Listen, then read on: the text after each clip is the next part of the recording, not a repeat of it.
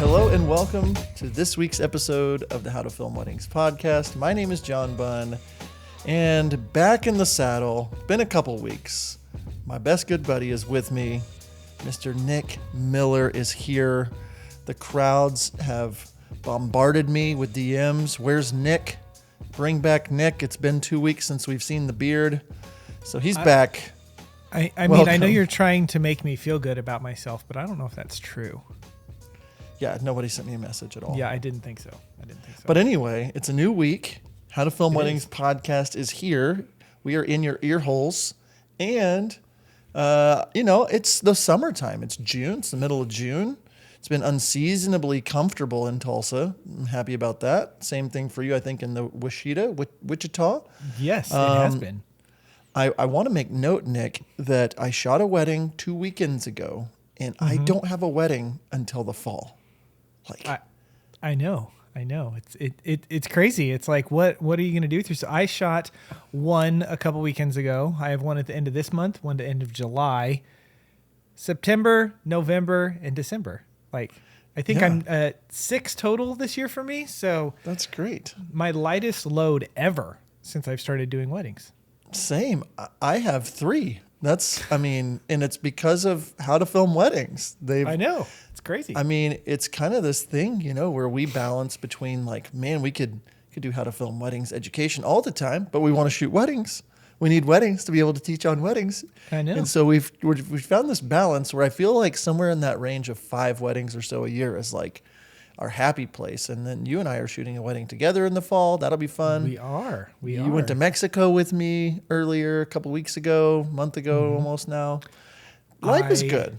Life is good. I just this week purchased my tickets for my Italy wedding in September. So plane tickets, airfare, you guys. Airfare is no joke right now.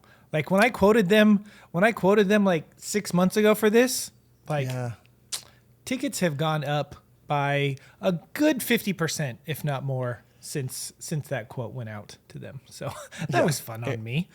Airfare has gone up, but Nick, one thing that did not go up is the price of admission for Second Society. I'm going to talk about our friends over at Second Society real fast. You're going to Italy. Yeah, you're going to Italy soon. I mean, you could find a second shooter if you needed one through Second Society. And I'll say this, we sat down with Jimmy, the owner of Second Society, last week and walked through everything that Second Society can do as a website. And it's crazy what you can do with Second Society. Nick, but if you're out there listening and if you don't know what Second Society is, words are hard. What is it?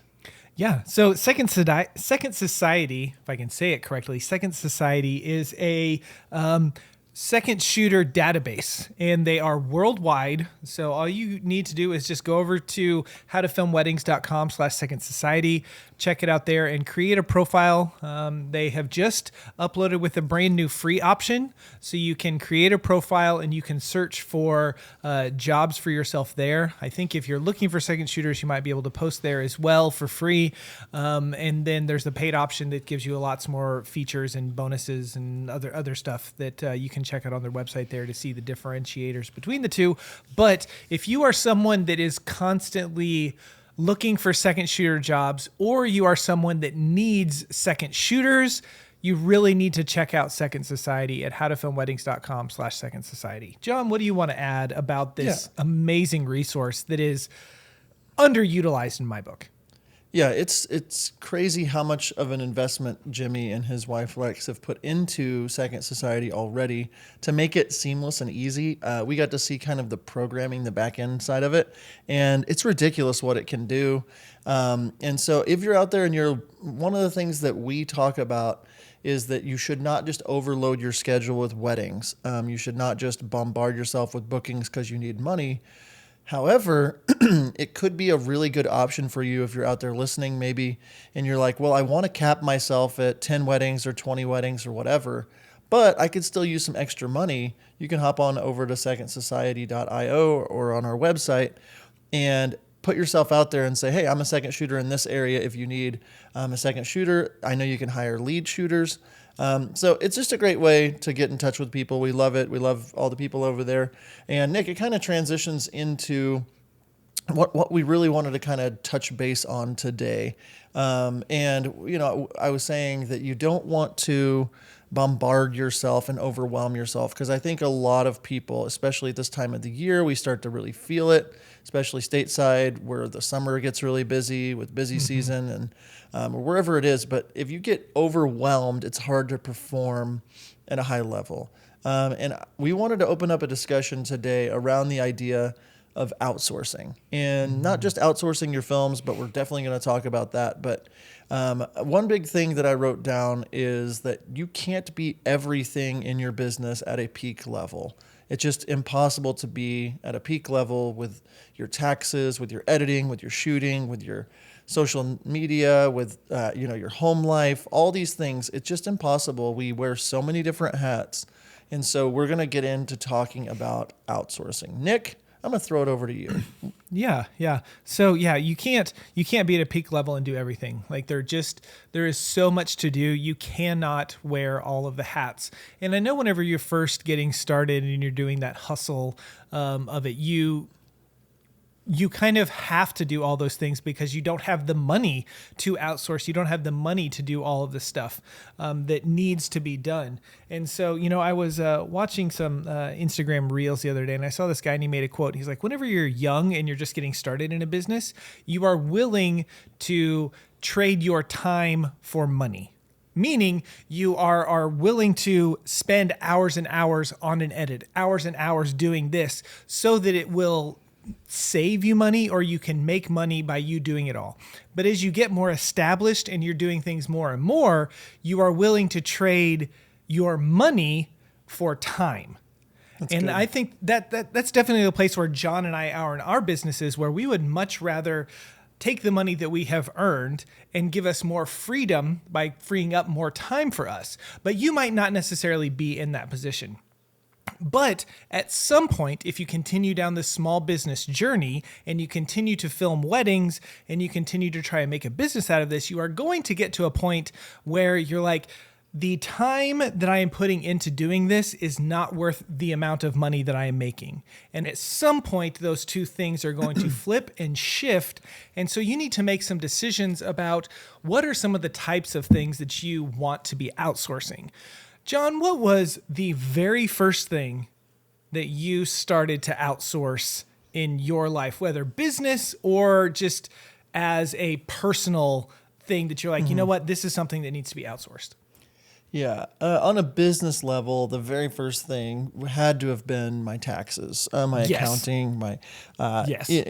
I think that we kind of get forced into that because it's like, if you do those wrong, you might end up in jail. So a lot of us are like, yeah, we're going to do that. And if you're one of those people that's like, I'll take care of all of it, and then at the end of the year, I'll just give all my receipts to somebody, or I'll use TurboTax. If that's your jam, that's great. What I learned is that I was making lots of mistakes. And the professional was helped me to save thousands of dollars. You were saying something about your time for your money, or your money for your time. And it made me think, yesterday, as we record this, is my anniversary, or yesterday as this goes out was my anniversary and Father's Day at the same day. And it made me think of whenever Heather and I were getting ready for our wedding. This was 2005, so we're about to hit 18 years. But we had gotten a quote back to get our wedding invitations made. And it was like $600. It's like, I can do that. I'll do that on my own. And I just remember going to Hobby Lobby, which if you're not familiar with it, it's a craft store here around these parts. And we got paper that was for wedding invitations. We got this, I don't even know what, another piece of paper that goes on top of it that looks cloudy. The ladies are like, that thing, I don't know what it is. And then we got ribbon, and we went to my dad's office and we started designing and printing a picture of us with text on it, and then printing out on top. Did all this work, tied the ribbons, ran out of ink, broke my dad's printer, had to go get more ink, had to go get a new printer, and spent no less than 40 hours doing this stuff so we would save the money. And we ended up spending over $1,000 to get our wedding invitations out.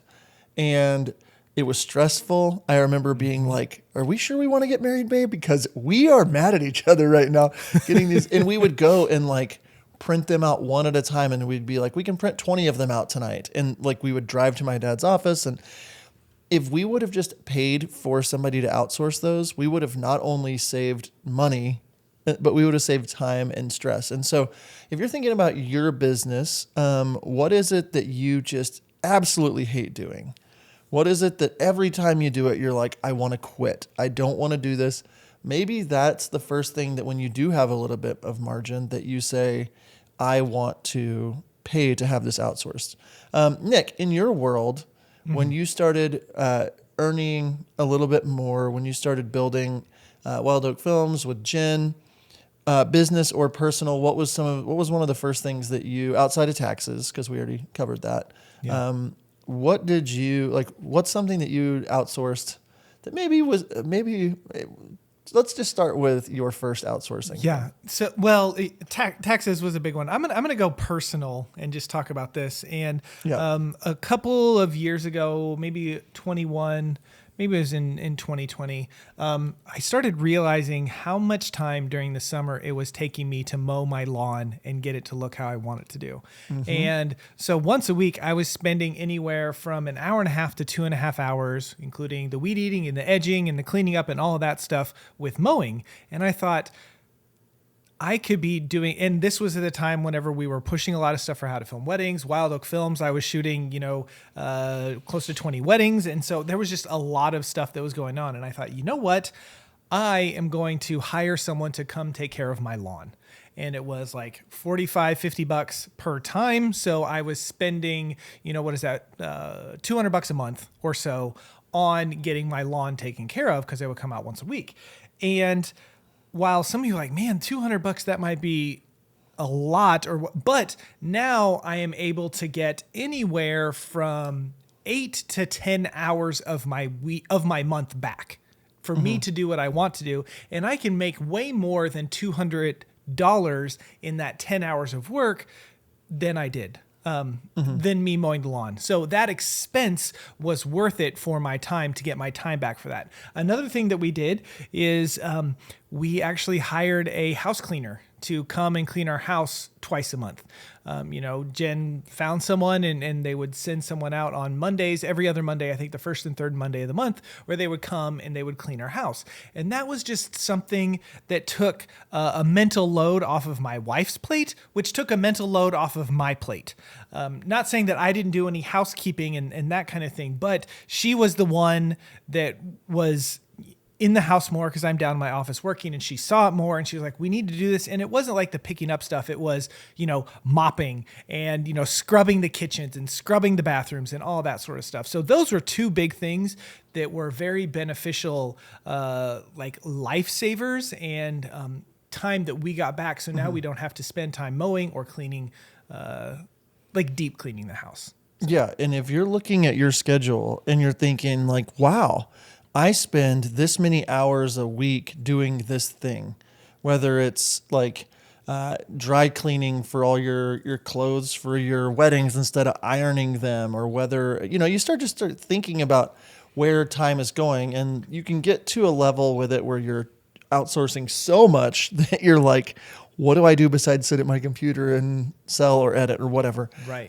So you got to find a balance. But yes, I remember when we moved into the house we lived in before this, it was like on a 30-degree angle on a hill. And I was just like, hey, Heather, if we buy this house, I am not going to be mowing this. And it wasn't even like a outsourcing thing at that point. But she was like, totally get it, totally agree. And we had somebody do it. And those mowers are the ones that currently mow our house we're in now, because it was just like, oh, I don't want to go back and do that. I enjoy it a little bit. So I have a little weed eater if I want to go out and do some stuff, or some hedge trimmers. I can still get my fix, but the added pressure of oh, John, you've got to take care of the yard too whenever you're taking care of these things. It was just a no-brainer, and you get that time back. Or our house cleaner comes in. We just do it once a month. We're not as bougie as Nick, but we have her come in and clean up and get things like deep cleaned and whatever and refreshed for us, and like my office, and it's like we keep it tidy, but having that extra help right there, I've gotten down to like anything that I can outsource, I'm going to outsource. And that might look to you like using apps to get your groceries delivered, or using different things like that, to where you can just save your time. I'm not talking about DoorDash for dinner every night, which is awesome, but like just where can you save time, and how can you outsource things in life so you can do the things you want to do? And so that's kind of what I want to get into talking about, is like, I think around the idea of outsourcing in our businesses, especially in weddings, wedding filmmaking, we're like, oh, well, I can outsource my taxes. That makes sense because I'm a creative and it's like, or, oh yeah, you can outsource your yard, your house. Like, that's cool. But when it comes down to it, with my work, I'm not going to be outsourcing editing, or I'm not going to be outsourcing. And maybe that's your thing. Maybe it's not your thing. But I would encourage you to take the leap when it comes to what's on your plate, what do you not want to do, and then think through, I'm not there quite yet. Maybe you can't afford that quite yet, but what does life look like when you get to that point? You might have to trade that time in for the money earned at the beginning of your career, but like as you slowly start to build, it might be like the first thing I'm going to do once I get enough coming in is I'm going to have somebody cull and organize my footage and just get it ready for me, because I spend 1 to 2 days just cutting footage and organizing it and syncing it. And I remember hiring somebody to do that, just an intern, paying them $10-15 an hour and saying, I just want you to import this footage, use this template, and cut footage, anything that's good, put it in this bin, color code it this way. Here's how you sync a ceremony. Here's how you sync toasts. And so I started paying for that. I've been talking a bit, Nick. Anything else on the outsourcing mindset that you want to hit on before we get into a couple other things? Yeah, I know that so many, I think a flaw, or not a flaw, a mindset that's out there when it comes to outsourcing stuff is it makes you, as the filmmaker, as the business owner, as the whatever, feel like a fraud. That I am not doing this. I am not the one that's editing it. I'm not the one that's doing sound or color. Or maybe you're not the one that's filming it. Maybe you're just doing editing. Maybe you kind of have a business model that's a little bit different than what we're talking about. And you might feel like you're a little bit of a fraud. Whenever you start moving up the ladder and moving up the world, whenever it comes to filmmaking, okay, and you get into some big commercial projects, or you get into, feature-length films, or like those kind of television shows, like that kind of stuff. There are different people with different roles. And so the director doesn't edit, doesn't color, doesn't do sound, doesn't do any of that sort of stuff. Now, are their hands a part of it? Yes. Do they tell people what to do, or what they're feeling, or their emotions, or any of that? Absolutely, they let them know those sort of things. But they are not doing all the things. They are just involved in those things. And at some point, your mindset really needs to shift and say, if you want to outsource and you want to get that time back, this is what I am going to do. This is my creative role in this. My fingerprints are going to be all over it, but I might not be doing a heavy amount of the editing, or I might not be doing a heavy amount of this or that. And I think it's just a little mindset shift that will really help you grow and further your business if you would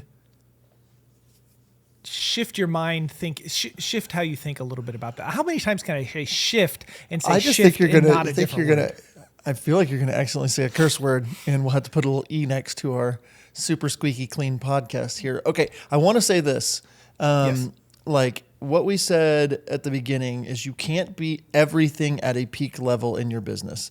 And while you were saying that, like the director is not the cinematographer on a Hollywood set, and Correct. They're not promoting the film. They're not, going out and making deals with Netflix or with Disney, there's a lot of things that go on. And I think it's just this badge of honor in our business of like, well, I could never outsource any portion of this, and it just becomes this, like you're looked down on by certain groups or something if you're not doing everything.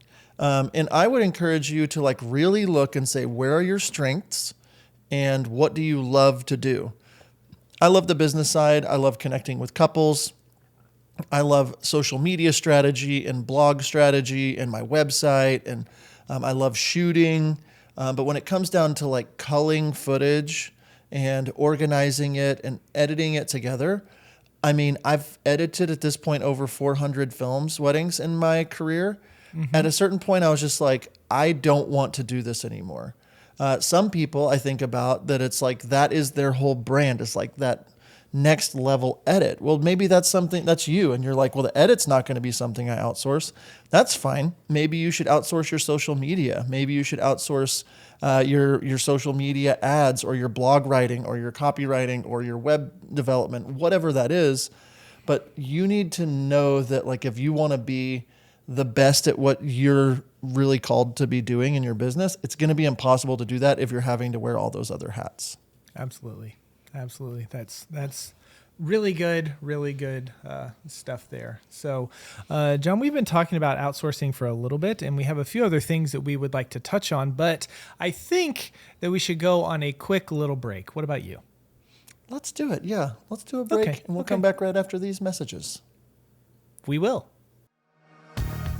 Are you looking for a better way to deliver your wedding films? Look no further. Our friends over at VidFlow provide the most flexible video delivery solution on the market. VidFlow is pay-per-use with no large upfront costs or commitment, and you can cancel at any time. VidFlow offers a premium viewing experience for all of your couples, accessible on mobile, tablet, desktop, as well as their very own suite of TV apps. Each project comes with 10 years of hosting and an experience for your couples that will blow them away. Head over to howtofilmweddings.com/vidflow, where you can save 20% off a yearly business membership by using promo code HTFW20. Stop delivering your films the old-fashioned way.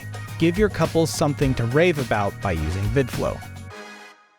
All right, we are back from our break. I hope you enjoyed those messages. Hey, Nick, we have a question of the day. We do. I'm not stop. The question of the day is presented by our good friends over at Wedding Post House.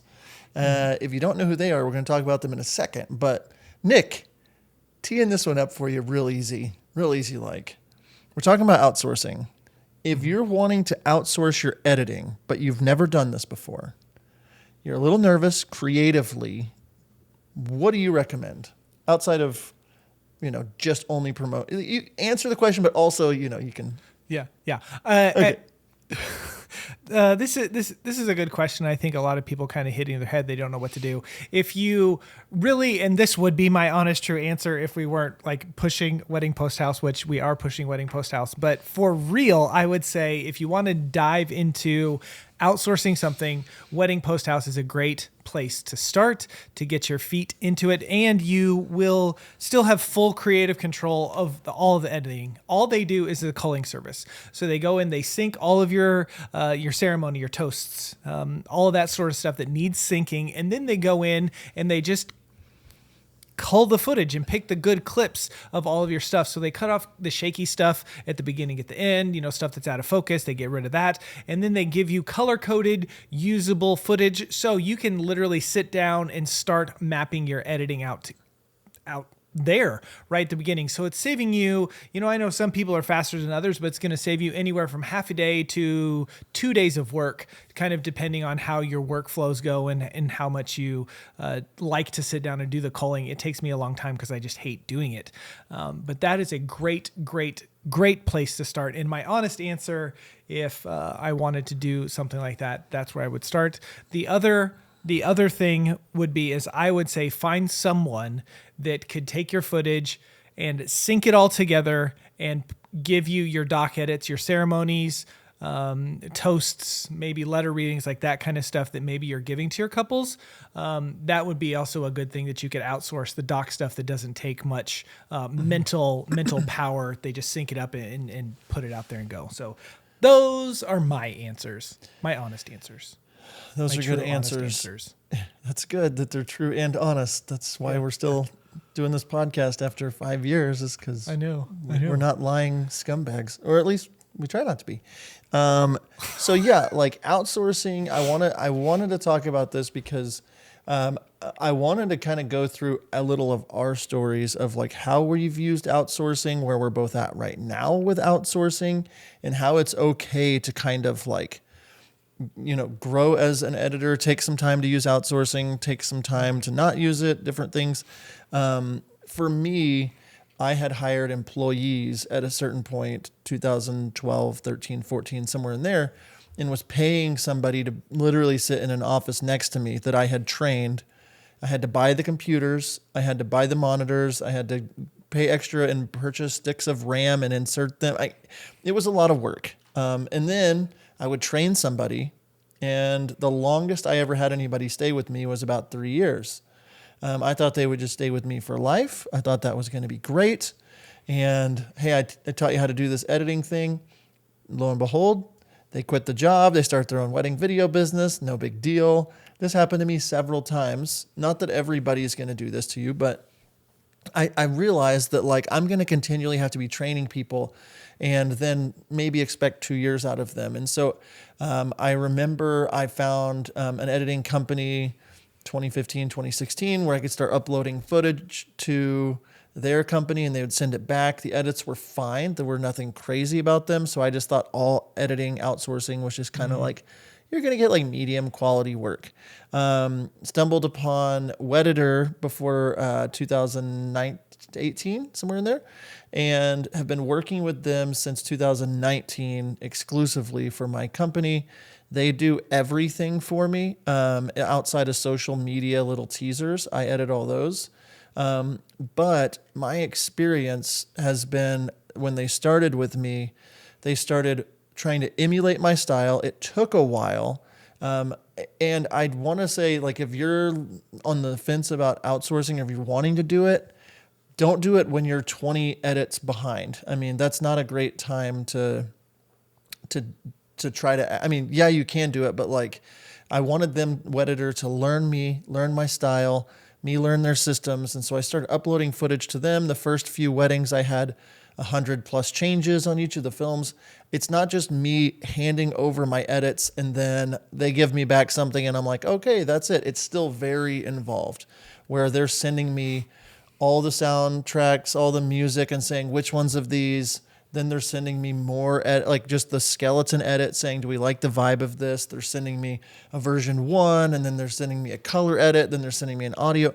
I'm still putting a ton of work as like the director into my edits. And so a lot of times I get a film back still after 5 years and I'm like, this is not it. This is not. And I realize there's just a few tweaks to really be made, some changes to be made. And then we collaborate and work together. And like, we're able to build some of the films that maybe some of you out there have seen that you're like, wow.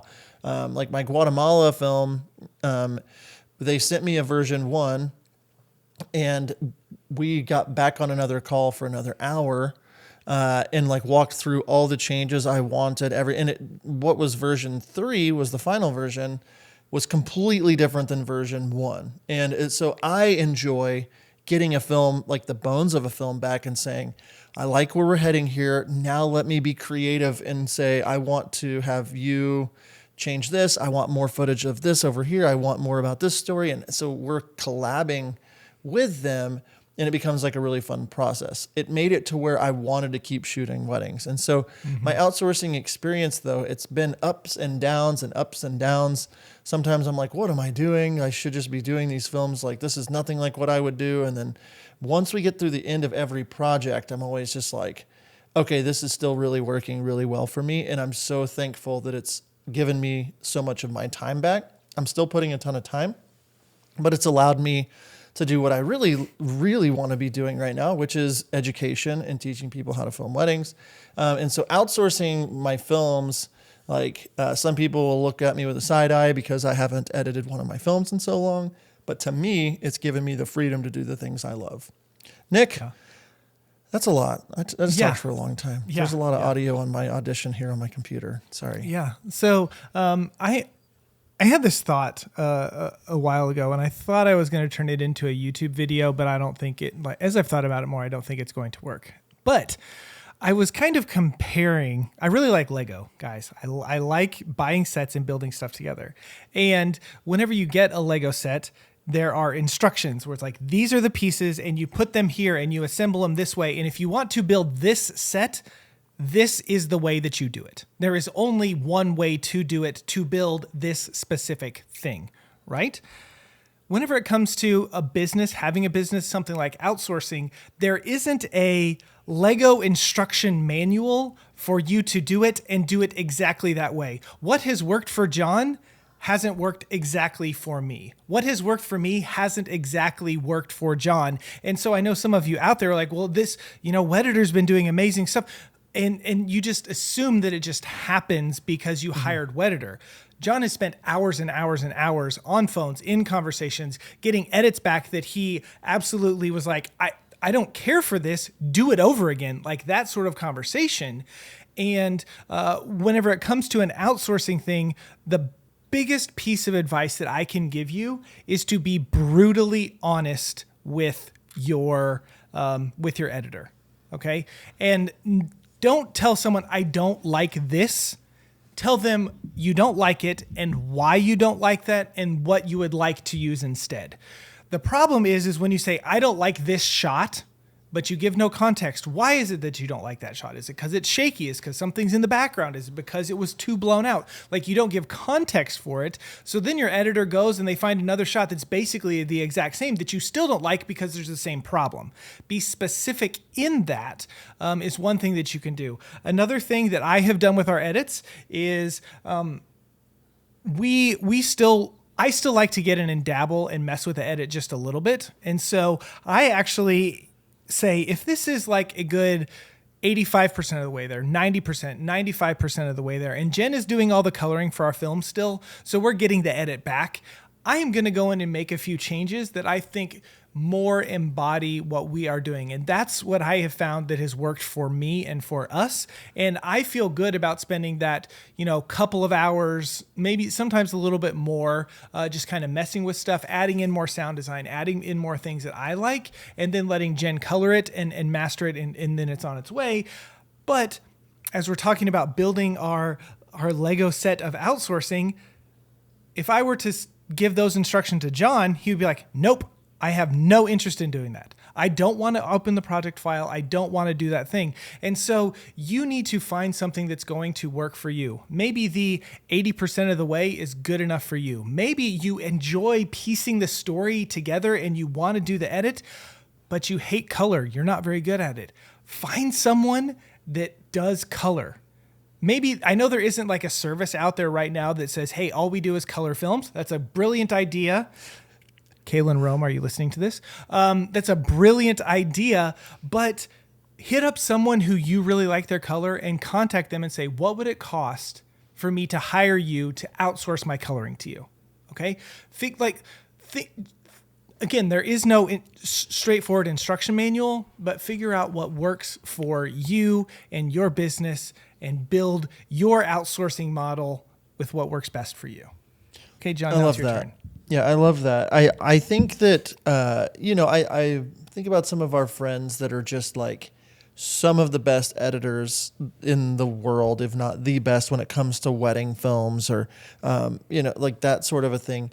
And it's like, that is their shtick. Like their edit is your edits are more you than my edits are part of my brand. My edits have to be like, what I mean by that, my edits have to be an A+. Like I can't have a wedding go out for a $20,000 client and it not feel like an A+ wedding film that would be scoring, solid A+ across the board with color and sound and camera movement. Like I can't just have bad audio in my films. I can't at that level. Your films, especially Wild Oak films over the last 5 years, they need to be an A++. Like yours need that extra level of oomph, that X factor that is going like, ooh, that's a Wild Oak film. Like that has been part of your brand. So like you need to get in there and like do that. The X factor in my business has been my brand, myself, me at the weddings, the way I communicate with couples, the way I am with planners, the way I'm outgoing, the way I care about nostalgia in the films. Like those kinds of X factors don't require me to be the one to get the project file opened and color graded. I need to know exactly what my color grading looks like and needs to look like. I need to know exactly what the pacing feels like, the kinds of music, the keys, like all of that matters to me. And I need an A or A plus, depending on if it's going to go on my portfolio. But maybe you're out there and you're like, I have to have A plus plus. That's great. Being self-aware and realizing that, well, maybe you can't have somebody go in and edit your film to 100%, but maybe you could have someone like Wedding Post House or somebody local cull your footage, or someone color grade it after it's over, or hire, Ryan Coda or Wedditor to do your audio design afterwards, or like there's different things that you can do. The professionals, the colorists and audio is also just very not frowned upon to have color or to have outsourcing, because some people spend their whole careers just doing audio like Ryan Coda and so, I'll pay a few $100 to have him spice up my dialogue and whatever. It's not frowned upon as much as and outsourcing in general was super frowned upon 10 years ago. Like you could not, even like where photography has been ahead of us in that, where it's like, you can send your images off and be like, edit these are my presets, these are my vibe, get them back. Nobody cared. And so I think that the wedding filmmaker puts this stress on ourselves to say we have to be the one to do this. And we also have to be the one to post on our social media. We also have to run our books, and we also have to do fill in the blank. And so if you're out there and you're like, okay, outsourcing sounds great for my lawn mowing, outsourcing sounds great for some of my edits, my next steps, what should I do when it comes to like my brand, my company?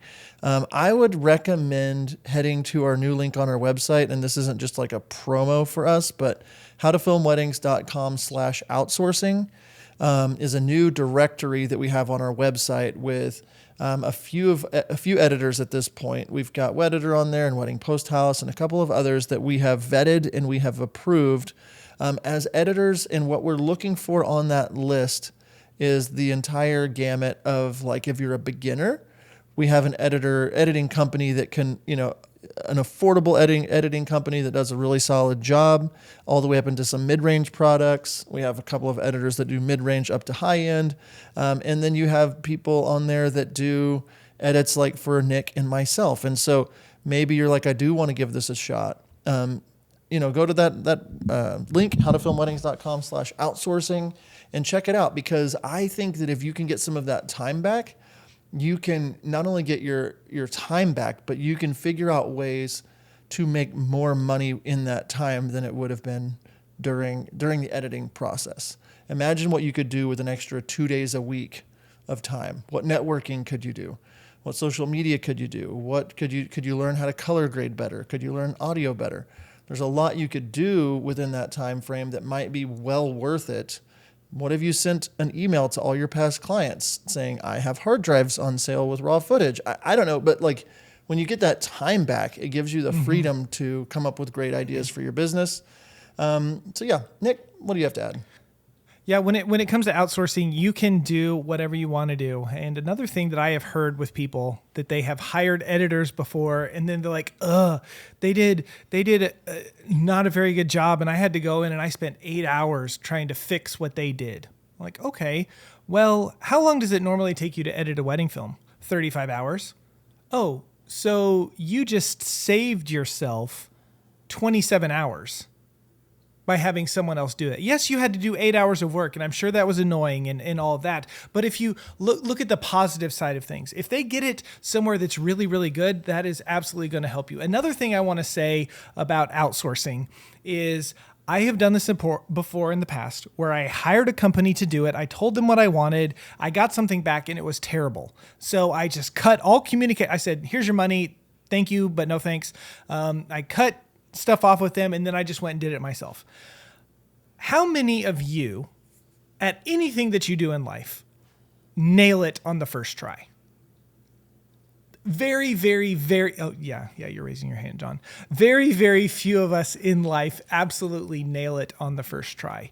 You need multiple times to do this. So if you're going to go with an outsourcing company, we recommend doing 3, 4, or 5 projects, and maybe also start with projects that aren't going to be portfolio builders, things that really mean a lot to you. Maybe do some edits that, this one was kind of, now don't just send them your quote unquote bad stuff. Send them stuff that you like. The goal with this is for them to take over as much as they can. And so you want to send them even the stuff that you're really proud of eventually is hopefully the goal, but start small, commit to a certain number so that you can feel them out, they can feel you out, and hopefully you can get some stuff rolling and working eventually with that. That's what happened with us and Wedditor.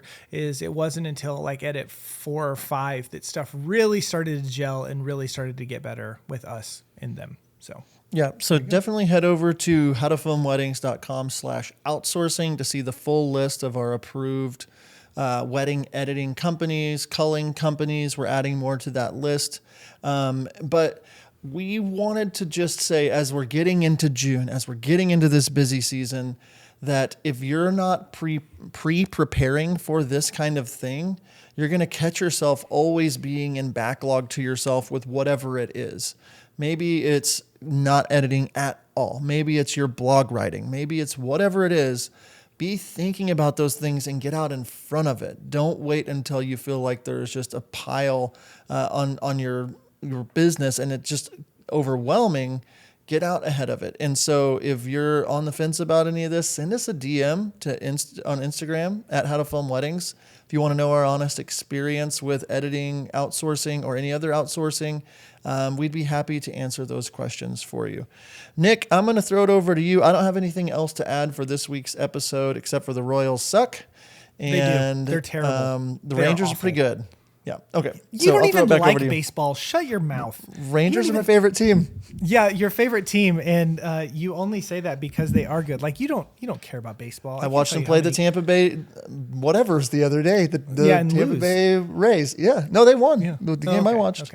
Okay. So okay. Anyways, it doesn't matter.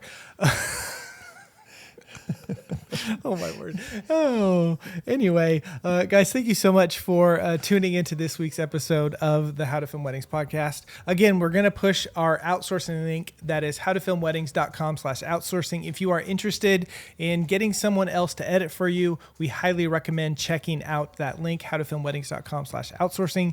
John, it has been great to hang out with you. Thanks for taking the time out of your day to be my podcast partner for recording this. I don't know where I was going with that. Listeners, thank you for tuning in. You should be. Listeners, thank you for tuning in. Blake, the editor, Blake, the producer, thank you for what you do. And until next time, we will see ya. See ya. If you are like most wedding filmmakers, you are constantly fighting against being completely overwhelmed from your backlog. We get it, and that is why we are so excited to bring you howtofilmweddings.com/outsourcing, a brand new place for you to find some of the best editors on the planet to help you get out from under the weight of your backlog. And the best part is we have personally vetted these companies to ensure that you aren't wasting your time finding editors. Whether you are looking for full-blown editors like Wedditor or brideandgroom.video, or if you're just needing someone to cull your films like Wedding Post House, we have a solution for you. So head over to howtofilmweddings.com/outsourcing to check out our curated list of outsourcing experts today. That's howtofilmweddings.com/outsourcing.